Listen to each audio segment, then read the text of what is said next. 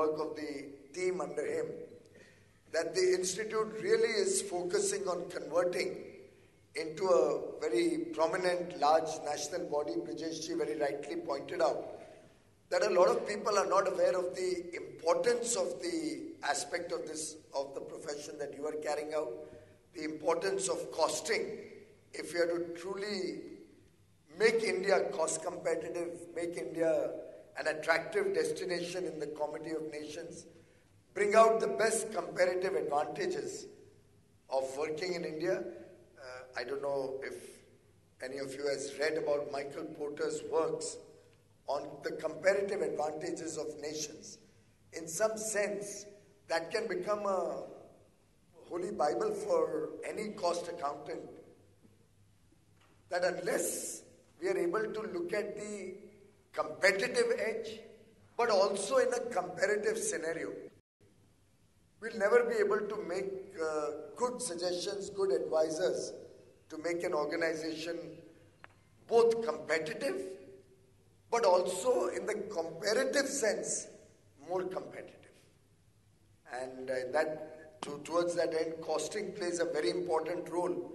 We in the chartered accountancy profession also look at costing with a great deal of importance and significance. It's one of the most important papers in the chartered accountancy examination. And it's probably, if I may venture to suggest, I don't know whether I should say it, but it was the only subject and the only paper in my entire academic life for which I attended a tuition class.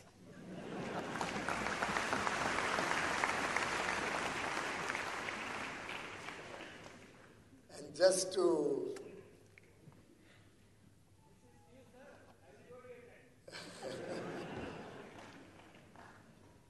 well, if you're interested, I'll tell you the background of that. There is a Professor J.K. Shah in Mumbai who used to run this class for chartered accountancy students somewhere near Opera House. Everybody I would meet would say, J.K. Shah mein zarur jana costing ke liye. But since I had never attended a tuition class, I was very, very skeptical and feeling very bad that tuition class jaake humko subject seekhna padega. But here I went to meet him. And I said, sir, I'm not very sure I want to take the class. Will you allow me to attend some of your sessions so that I can decide whether I want to continue and take up the whole course? But I'll pay you the fees after I decide. I won't pay you the fees today. Fortunately, he agreed. And he allowed me to attend his lectures. He himself was teaching costing. But I must acknowledge that only the second day itself I decided, no, I must take up the class, because probably many of us don't understand costing unless you really get into the nitty-gritties of it. And I realized that our own understanding of costing as a common individual, just BCom passed and studying for chartered accountancy, focused on accounting, on auditing, I realized that my own knowledge about costing was not good enough. And I did take that class all through, enjoyed it. And I believe next week or a week after that, I'm going to attend a function of J.K. Shah's classes. The first time ever I'm going to any such function they are celebrating. Across the country, guided people how to seamlessly move into this new tax regime. Of course, it's quite a difficult task when you're trying to integrate 17 taxes, 23 cesses, 40 different laws to adhere to, being converted into one general sales tax, goods and services tax, and bringing to fore a deep consensus between center, states, 40 departments to agree on one framework, and then to take that framework to millions of business persons, traders, and then the common public across the country is a colossal task. In fact, no country of the size of India in the world has embarked on a GST. You don't have a GST in China or in America also even today. But it is a bold move that the people of India have supported and helped to execute, particularly the professional bodies. All of you all worked hard to make that a success, to reach it to all the people, and certainly there will be some glitches, there will be certain issues. Very often I tell friends that even when we do a small thing like furnishing our office, look at the amount of pain that one goes through. The carpenter troubles you one day, the plumber doesn't show up another day, the tiles that you get may turn out to be defective, the laying of the tiles may not be even. And sometimes, in the middle of furnishing your office, maybe a month or 2 or 3 months down the road, you actually wrench your hair and think, my God, I wish I'd never started it in the first place. Purana hi office acha tha. But as the work gets complete, as the things fall into its slot, and as a new office comes out, then you enjoy working in that. Then you enjoy being a part of the new office. So one has to go through this period of pain. One has to go through this period where you are setting things in order. And only after that you can enjoy the fruits of the effort and the labor that one puts in. And in that sense, the support of your institute to make this happen, to reach this out, has truly been phenomenal. Thank you, Sanjay ji, for your leadership to bring the entire profession in support of the government, in support of our efforts to clean the system, to simplify the system. I'm sure we have a long way to go before it becomes completely seamless and people get completely tuned to the new system. In fact, I also want to complain to you, Sanjay ji, and particularly to the CMA, Mr. Anil Sharma. Is he in the audience here, by any chance? Anil is here. I was just reading your tax bulletin and glancing through it. And aapne to mujhe dara diya ekdam. I was just seeing your valuation of various campaigns under the IGST Act. Or dekhte I came to the point about valuation of the advertisements placed on trains.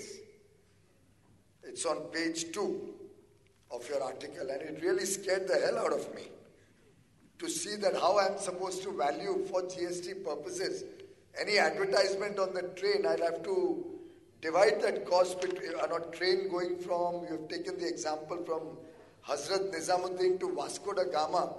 I'll have to allocate that cost to Delhi, Haryana, Uttar Pradesh, Madhya Pradesh, Maharashtra, Karnataka, and Goa.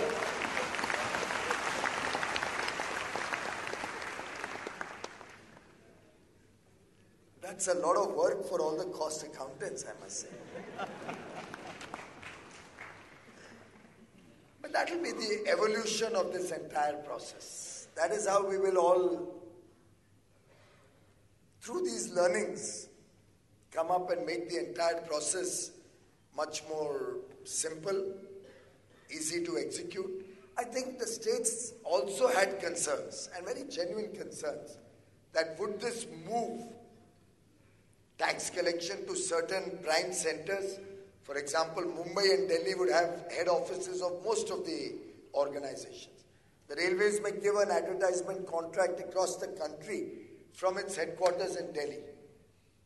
And that would deprive the states of a lot of the tax revenue that they would otherwise get in the earlier regime. Because there would be a tax collected at source at different places, which is now getting integrated into the GST. So it's a very genuine issue that has arisen. But it was unavoidable. Unless you get all the states together, you're not going to be able to implement such a massive change. But the states have to protect their interests also. And therefore, some of these things will come in, they will run their course. And as there's more confidence how these things can be done in a simpler fashion, obviously all of you professionals will help us and help this tax regime also evolve going forward. So one must appreciate the great effort that has gone into bringing so many different voices, so many different interests onto one table, integrating the interests of 29 states or the union territories, different authorities who would otherwise collect the tax. And I'm very confident that going forward, as the people start enjoying the benefit of not dealing with 40 tax inspectors, of not having to file returns in 40 different taxes and cesses, the true benefits of GST will reach out to the people, and then maybe this institute can do a costing of how much money is saved for not having to comply with so many departments, both the official cost and the unofficial cost.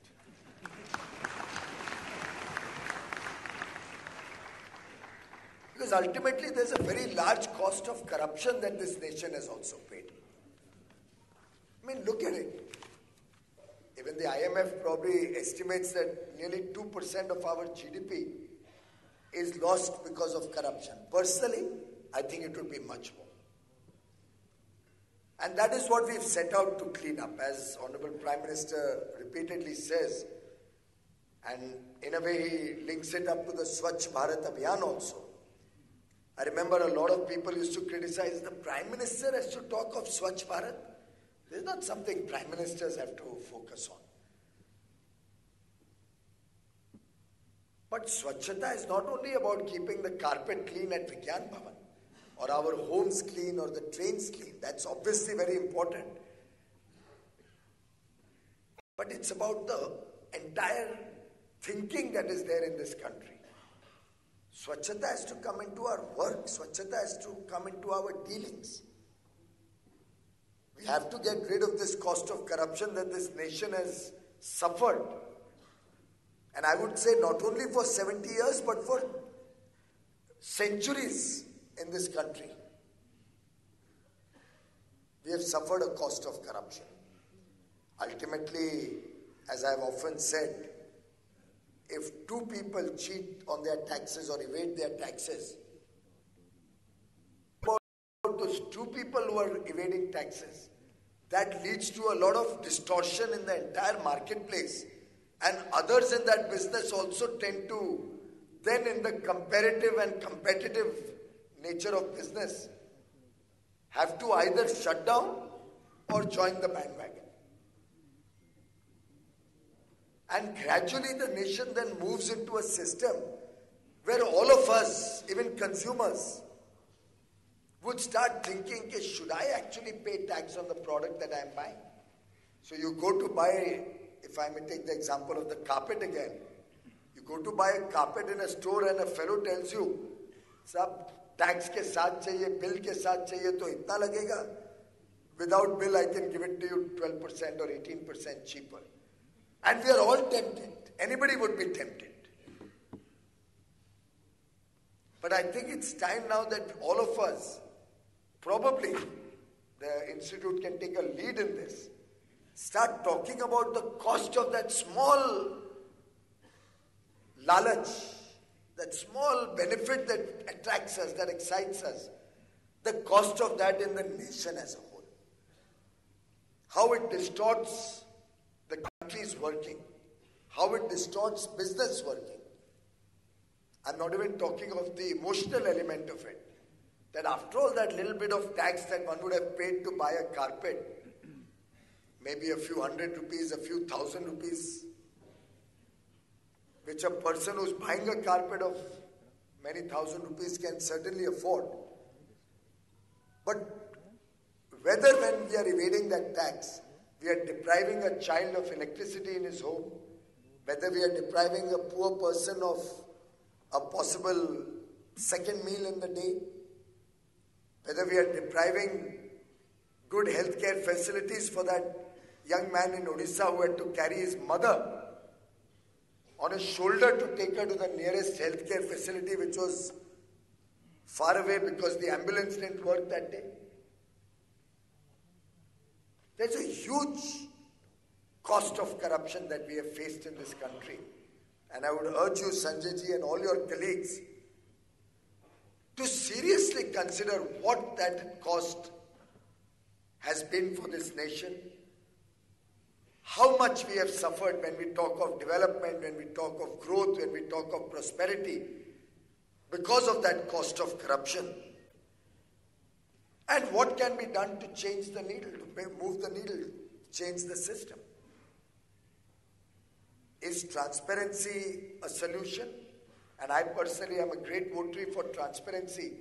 My own experience of 4 years now in government lead me to believe that whatever we make more transparent leads to elimination of corruption.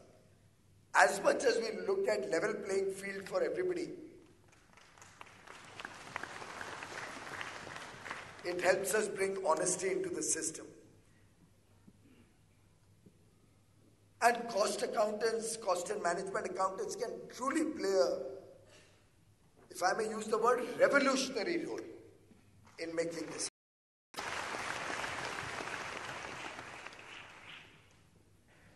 I'll give you one or two small examples of of how things can change. I can look at any sector. We can look at my earlier stint as power minister. Some of you may recall the LED bulbs program. Prime Minister on the 5th of January 2015 launched a program that we will take LED bulb lighting to every home, every office, every street of India, and bring in a revolution which will help bring the consciousness of energy efficiency in the country. In fact, I remember Prime Minister's comment, every kilowatt hour or every unit of electricity saved is actually equal to 1.3 units of electricity generated. Because with transmission, distribution losses, when you save 1 unit of electricity, you are actually saving what you would pay for 1.3 units. And I think the cost accountants know that better than anybody else. I don't know how the Prime Minister figured it out, and he's certainly not a cost accountant. But when we launched on this program, I still remember LED bulbs were typically, and maybe somebody who has bought bulbs 4 or 5 years ago may recall, but typically costing about 500-600 rupees in the market. The government of India, we had a company called Energy Efficiency Services Limited, EESL, was purchasing these bulbs for about 310 rupees plus taxes. With distribution, marketing, finance costs, it was probably costing 500-600 rupees. The government was giving a subsidy of 100 rupees and trying to sell it to the people and managing to sell 6 lakh bulbs, 600,000 bulbs every year. Total procurement of ESL in the year 13-14 was 6 lakh bulbs at 310 rupees. I remember when I approached the Honorable Prime Minister and I said that we want to replace 770 million. And that was our guess estimate based on whatever statistics. We took the statistics of how many bulbs are sold every year in the country, etc. The incandescent age-old bulbs.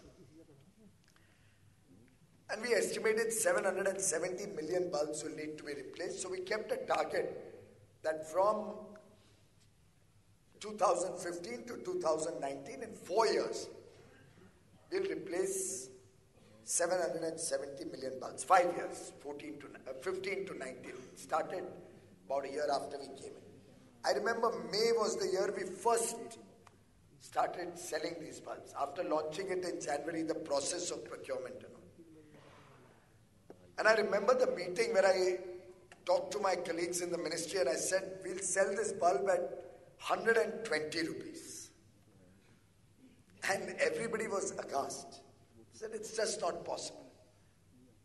Rakesh here, who's one of your panelists, was a part of that team at that point of time. And I said, we'll procure these bulbs in double digit. I still remember when all the LED suppliers came and I said the target price is double digit. They said, what do you mean by double digit? I said, it's anything less than 99. That's what is double digit. And my logic was simple. One can leverage on economies of scale. One will leverage on emerging new technologies. One will leverage on people with given large volumes starting to manufacture in India, initially to assemble in India, bring jobs to India, make it much more competitive, its costing. And I knew that we can save a lot of money by eliminating corruption in the purchase. And ladies and gentlemen, you'll be happy to know that barely 2 years into our procurement of LED bulbs, that same EESL was procuring LED bulbs at 38 rupees plus taxes. The cost fell by 87%. Certainly due to a combination of factors. Earlier, they used to pay in 5 years. We said you will get a check in your bank account on the 30th day, an RTGS transfer in your bank account on the 30th day. If it's not there, contact my office directly and talk to me. For guarantees of quality, we would take a bank guarantee instead of holding back money. And with government intervening with large-scale procurement, that ESL, which used to sell 6 lakh bulbs in a year, started selling 6 lakh bulbs every day.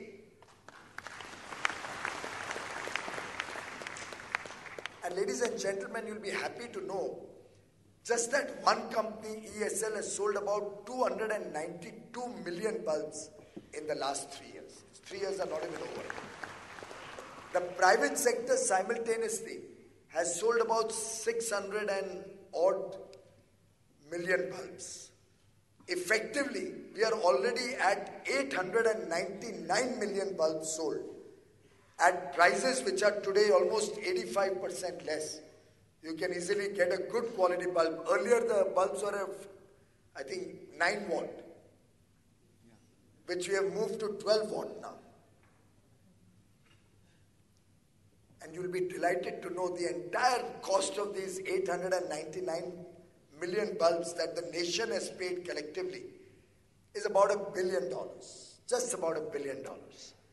And the annual saving that the people of India, that every energy consumer who converts to LED bulbs gets, is $6.5 billion every year. 40,000 crore. सालाना बचत 40,000 करोड़ रुपए होती है सिर्फ LED bulbs में इस देश में. 11,200 crore estimated units of power, kilowatt hours of power, 11,200 crores units of power is the saving in energy consumed. Of course, its impact on climate change is even greater. 80 million tons of carbon dioxide emissions have reduced, which I'm sure will make our next generation happy, because they are really concerned about climate change. They want a better planet to live in, not what is happening. All of this is possible if a good CMA gives you advice how to bring the cost down.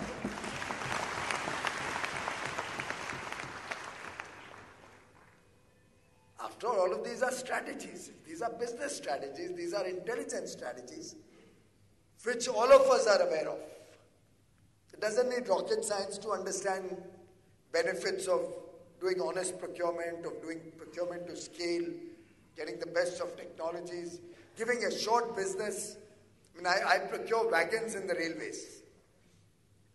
I'll share with you my experience on wagons. I won't give you more examples and bore you with that, but I could actually speak from now until evening giving you examples of how costing can be a driver of change, a driver of honesty and integrity, and how each one of you can become the ambassadors of the New India 2022 that we all aspire to see.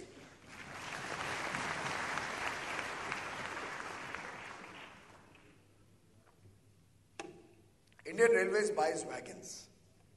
How do we do it? We take out a procurement request or a tender. I won't go into the amount of paperwork. It could take a year or two to decide what volume of wagons we need to procure. In the past regime, things changed after Sadanand Gowda became Railway Minister. Suresh Prabhu took it to the next level.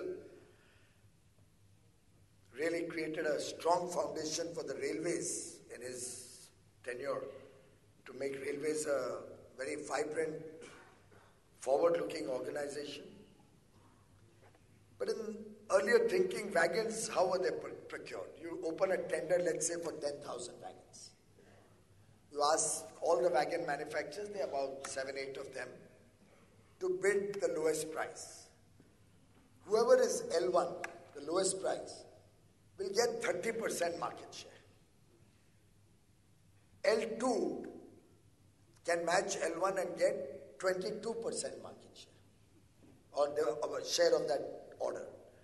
And the others will get 20%, 18%, and they'll divide the order between 6 companies. Now, any of the CMS years thinks it's a very efficient way of procurement. Would anybody out of those manufacturers really bid aggressively to procure the business? Because his incremental business will be about 7-8%, maybe at best 10%.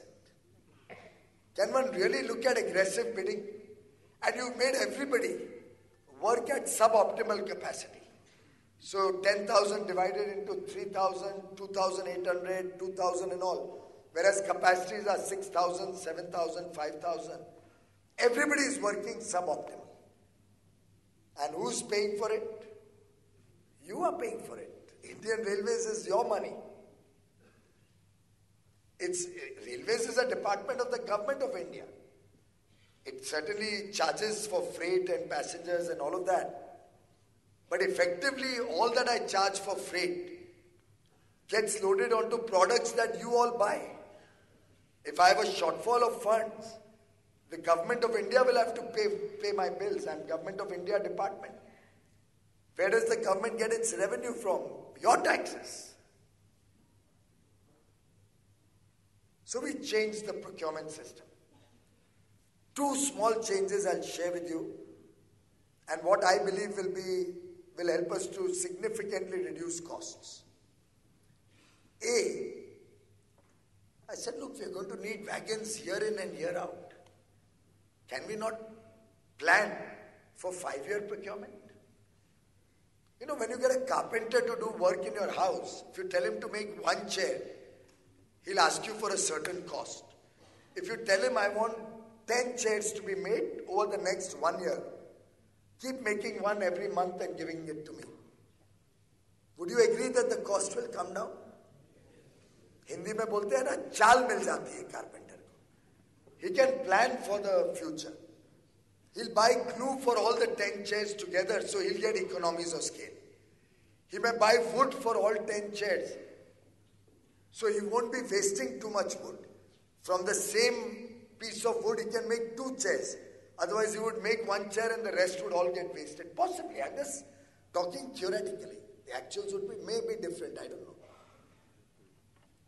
So I said we'll plan for 5 years. We'll take out a tender where people can bid for 5 years. There'll be a few items like steel which may vary based on indexes of steel price changes. That's a formula one can easily derive. And we'll do a reverse auction, जिसके लिए मैं काफी बदनाम हो चुका हूँ. मैं हिंदी में इससे कह रहा हूँ कि विदेशी लोगों को ऐसा नहीं लगे मैं खुद ही बोल रहा हूँ मैं बदनाम हो गया.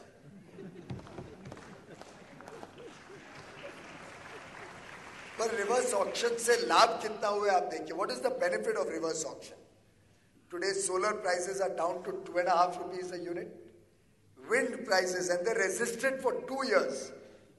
Again, something Rakesh has experienced since he works in my ministry, in a PSU under my ministry. Everybody resisted reverse auction. And for 2 years, wind energy didn't get much business. Once they came into the reverse auction format, and the best part is it gives everybody an equal opportunity. I cannot favor anybody because everybody has a right to participate, bid aggressively and get the business Wind prices are also down to between 2.5 and 3 rupees.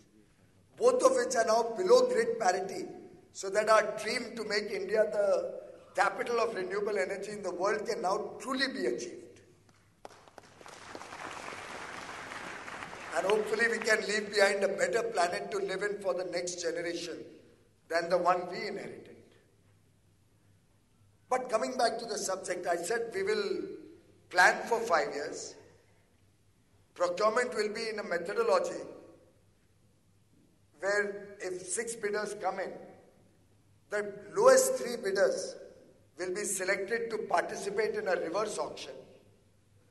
So 3 will get eliminated, which means you better bid competitively in the first place if you don't want to get eliminated in the first round itself. And then those 3 will bid against each other through a transparent computer program, which is available for the citizens of India. You can be on a cruise in Alaska and bid in that program.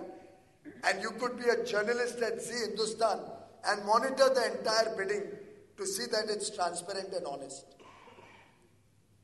And the lowest bidder then gets a bucket building capability.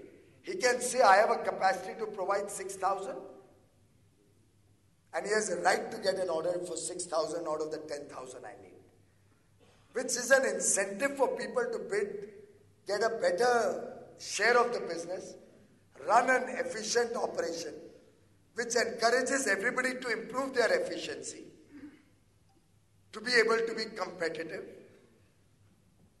And who benefits from this? Thank you, sir. I was wondering whether you'll say the railways benefits. It's you who benefit from it. Given limited resources, I can buy more wagons, move more freight, hopefully bring down the price of freight, which I think needs to come down in the country to, again, make Indian business and industry more competitive, bring down logistics costs, don't burden passengers with more increased fares, bring in efficiency. You'll be amazed, and this is something cost accountants can do. I started an exercise to look at the layover time between 2 trains, a train running from one journey to the other. It has had transformational results. So I found almost 100 plus, and we'll soon be coming out with the final, giving it to all of you. Almost 100 plus new trains could be started. More than 100 new services, new trains could be started. Just using the time that a train is lying idle after it reaches its destination to do short journeys and come back before its next return journey starts. So we had a train which used to go up to a certain place in Madhya Pradesh, I don't recall now, and then stay there for many hours. My colleague Minister Shri Narendra Singh Tomarji came and requested me, he said, can you take that train up to Gwalior? So we started looking at the timetable and we saw its lying idle, layover period is so long. Why Gwalior? We can take it up to Jhansi.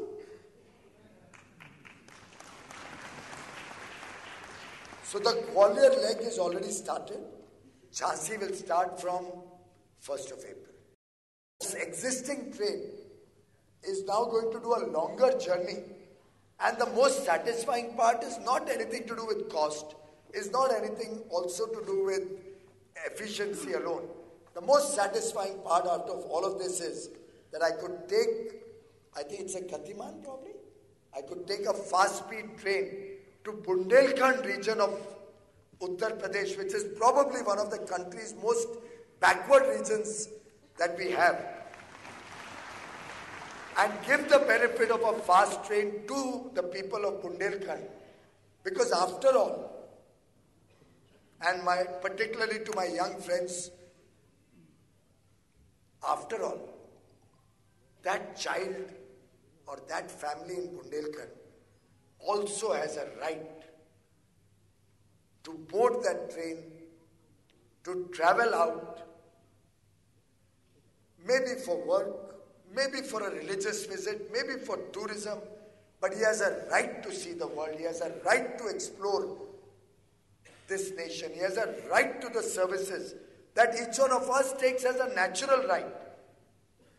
But still millions of our brothers and sisters living in these backward areas, which Honorable Prime Minister has now taken it up as a task. He has identified 115 districts in this country who are not going to be categorized backward districts, who are now going to be aspirational districts, aspiring for a better quality.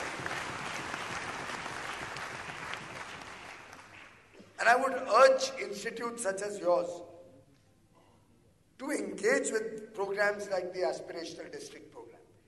Help us reach, and there are so many government-sponsored programs which never reach honestly to the person who deserves it the most.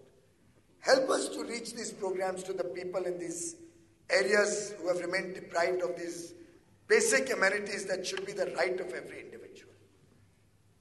That's the greatest satisfaction one gets when a super-fast train reaches Bundelkhand. Because after all, gentlemen, I would suspect there would not be a single person in this audience who has never travelled in a train. Is there anybody who has never travelled in a train here?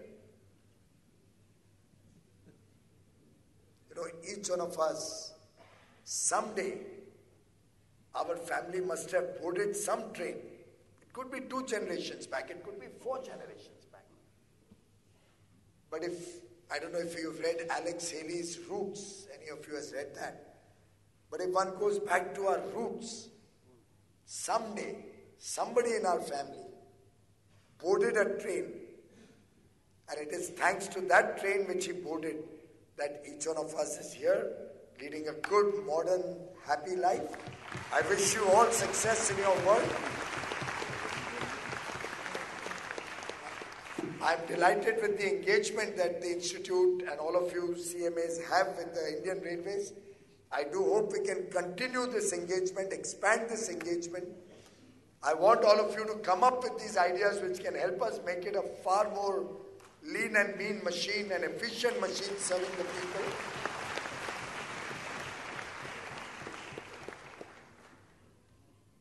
And I'm very, very confident that if all our 3 institutes, the Institute of Chartered Accountants, Cost Accountants and Company Secretaries, instead of this antagonistic, adversarial relationship that we have seen over so many years, if all our 3 institutes work together in tandem, work together towards a more honest India, work together towards a developed India, we can truly achieve the India of 2022 as a new India. My best wishes to all.